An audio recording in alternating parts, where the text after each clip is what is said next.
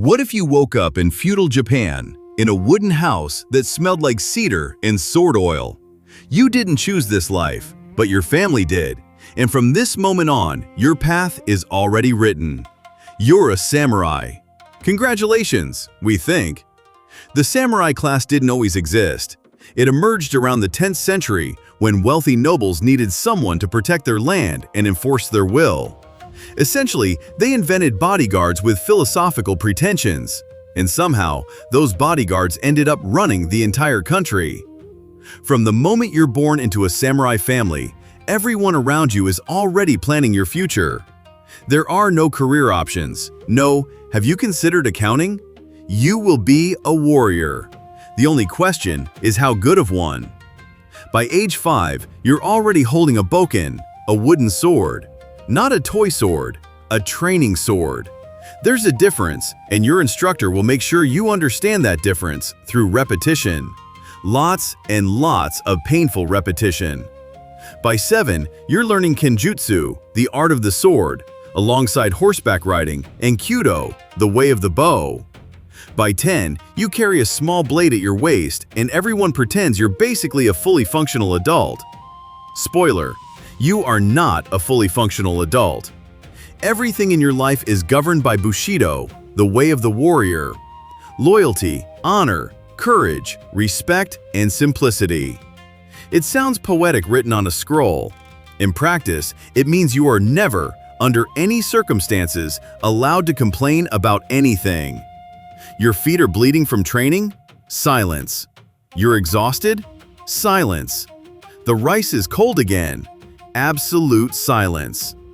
Your armor, called yoroi, is a masterpiece of engineering and suffering combined. It weighs between 15 and 30 kilograms, takes roughly 30 minutes to put on, and was designed to protect you from arrows, spears, and swords, while simultaneously guaranteeing you'll be sweating before the battle even starts. Your sword, the katana, is not just a weapon. It is, according to samurai tradition, the physical embodiment of your soul. You treat it with more care than you treat most people. You clean it, oil it, and store it with reverence. If someone disrespects your sword, they have disrespected you. This is not a metaphor. This is a legal and social emergency. Your diet is surprisingly humble. Rice, miso soup, vegetables, occasionally fish. No four-legged animal meat. It was believed to slow your reflexes. So the most dangerous man in Japan ate essentially like a medieval vegan monk with anger management training. Battles in feudal Japan were nothing like the movies. No slow-motion heroics, no dramatic music swelling in the background. Real combat was chaotic, brief, and brutal. A samurai who survived multiple battles was either exceptionally skilled, exceptionally lucky, or had a very understanding relationship with fate. Loyalty to your lord, your daimyo, was absolute and non-negotiable. If he said march, you marched. If he said fight, you fought. If he said, I need someone to do something extremely dangerous and probably fatal, you were already putting on your armor before he finished the sentence. And if you ever lost your honor, through defeat, through failure, through a single catastrophic mistake, there was always seppuku, ritual self-inflicted death with your own blade, performed in a highly specific ceremonial manner. It was considered the most noble way to die. Feudal Japan had a very particular definition of the word noble. Now let's talk about the most fascinating, and honestly, most entertaining, character in all of feudal Japanese society, the Ronin. A samurai without a master. This happened more often than you'd think. Your lord dies in battle, his clan collapses, his enemies take everything, and suddenly you, a highly trained, heavily armed, deeply honor-bound warrior, have no one to be loyal to. Congratulations, you are now unemployed with a sword. The word Ronin literally translates to wave man, someone tossed around by the waves of fate with no anchor.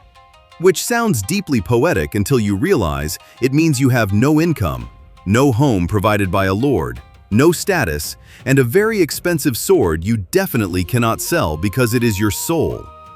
Society looked down on Ronin with a mixture of fear and pity. They were dangerous, everyone knew it. They had all the training and none of the leash. A Ronin wandering into your village was the feudal Japanese equivalent of a notification that says, "Your antivirus has expired." Some Ronin became mercenaries, hiring their skills to whoever could pay. Some became bodyguards for merchants, which was considered deeply embarrassing, like a Formula One driver becoming a taxi driver, but with more existential crisis. Some became teachers, passing on their martial arts knowledge to the next generation. And some just wandered forever, which is sad, but also kind of cool. The most famous Ronin story in all of Japanese history is the tale of the 47 Ronin, a group of samurai whose lord was forced to commit seppuku after being provoked by a corrupt official. These 47 men spent nearly 2 years pretending to be broken, drunk, and useless.